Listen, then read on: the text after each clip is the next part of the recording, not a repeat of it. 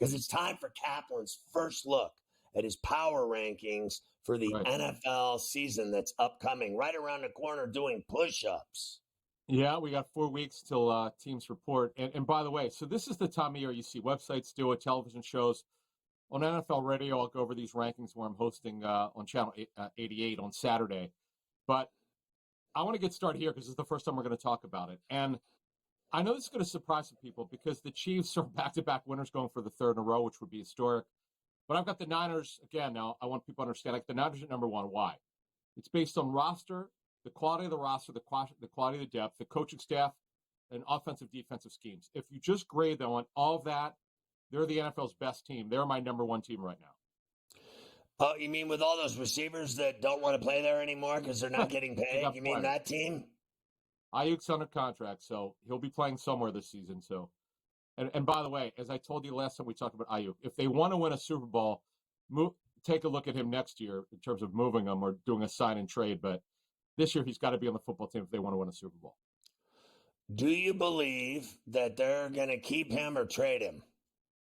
The chances are he'll be on the roster. It's not a lock. He's under contract. They're not there yet on an extension. It's going to be hard because the way that a lot of teams see his contract, as great of a wide receiver as he is, he's more of a number two receiver for this football team. Now, if you trade him to Buffalo, he's a number one. But on this team, he's more of a number two, and that's around $28.5 million, not $30 to $32 million, which honestly he could command on the open market. But right now, he's not getting that. So who's your number two team? Got to be the Chiefs. We know they've got some off-the-field stuff that they've been dealing with. Bottom line is, back-to-back Super Bowl winner, got the quarterback, got the head coach. And by the way, as long as Andy Reid is there with Patrick Mahomes, they're going to be the class at least of the AFC. There's no question about it. Wow, it's just, at some point you just got to get sick and tired of it, don't you? Like honestly, like I'm sick. Yeah.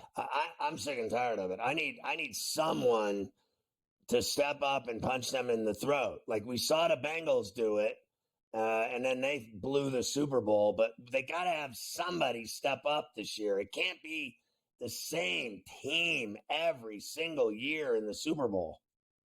Well, bottom line is my number three team should have been in the Super Bowl. They blew that big lead, and that's the Detroit Lions. Now, people would say, what about their secondary? Well, guess what? They addressed it with the trade of Carlton Davis, the Bucs' best corner. They also drafted a corner very early in the draft within the first 2 rounds. They've addressed that position. They're great at safety. The reason why I don't have them higher is they need a little bit more of a pass rush, but they've helped their secondary, excellent offensive line. Jared Goff got his extension. What a story he's been after what happened with him at the Rams to end his career with that football team. But they're my number three team, the Detroit Lions, the NFC's number two team right now. So no drop-off from all that success. They just keep winning is what you're telling me. And that by the failure, way, and that choke job. That point, they choked, but they got Ben Johnson back, the NFL's best play caller. That is an absolutely huge thing. Without him, this is not the same football team. To keep him, I don't think people understand how fortunate the Lions are to have him back as their offensive coordinator. Your fourth best team. Yeah, I got the Eagles up there now. They had major issues in their secondary. They addressed it with Cooper DeJean. They addressed it with Quinyon Mitchell. So they've addressed it. I'm a little bit concerned. The reason why I don't have them higher than the Lions is the retirements of Fletcher Cox, their outstanding interior pass rusher, and the great Jason Kelce. Both will be Hall of Famers someday. The bottom line is those are big losses to me. It's going to be hard to overcome it. They've got guys who are going to fill in. So that's the one thing that would concern me. But they've addressed a lot of their depth issues. A little bit of a depth issue, by the way, at wide receiver. Remember, they lost one guy who retired. So that and when you really look at it, you've got Paris Campbell, who's their number three receiver. After that, they don't really have much. But overall, this is a really good football team, well coached. And by the way, brand new offensive scheme under Kellen Moore. I like that. They're my number 4 team. How hot is Nick Sirianni's seat after he somehow survived that absolute car crash of a season's last month and a week? I mean, the last 5 weeks, 6 weeks was a disaster. Losing 6 out of 7, got absolutely embarrassed against Tampa Bay on the road in the playoffs. He's back because he made the playoffs 3 straight years. How hot is it? It's warm. And what I mean by that is they've addressed the coordinators, the general manager, Howie Roseman, addressed the problems in the secondary. There are no more excuses here. And they brought in an excellent offensive play caller in Kellen Moore. They've got to go farther than the first round of the playoffs, man. They got to be better than that. Now, that's if everybody's healthy. And they got to get Jalen Hurts back on track, by the way. All right, your 5 and 6 plays. Yeah, I've got the Packers here, Scott. I love this team. They're going to be right there with the Lions. That's a very even division, the NFC North, between those two teams. Jordan Love, as you know, is my quarterback, 36 combined touchdowns. They have a new defensive coordinator. They needed to do that. Jeff Hafley comes in, the head coach of Boston College. It's going to change the scheme a little bit. They're going to be right there. They're going to push for that division, the NFC North, and I've got the Packers at number 5. And the Ravens 6. Oh, yeah. The Ravens, look, they're back again. Now, the one issue, and I don't have them higher, they lost Mike McDonald, their outstanding defensive coordinator. Zach Gore, the NFL's youngest coordinator at 31 years old. That's a big deal here. Whose NFL playing career got cut short due to injury, but this is his first year doing it. That's the only thing I'm worried about because he's the first-time play caller. But other than that, it's a pretty good team. Numbers 7 and 8, you're keeping both of them in Texas. Yeah, I know. I got Houston. I love this football team. We all missed on the Texans last year, who the odds makers gave 4.5 to 5 wins. They're my number 17. They've got it all. Best young roster in the National Football League. And I got the Cowboys at number 8. They got to get the defense going under Mike Zimmer. They've got Trayvon Diggs coming back from his ACL injury at corner, who's their best corner. We got to see how he comes back from that injury. A couple offensive line changes.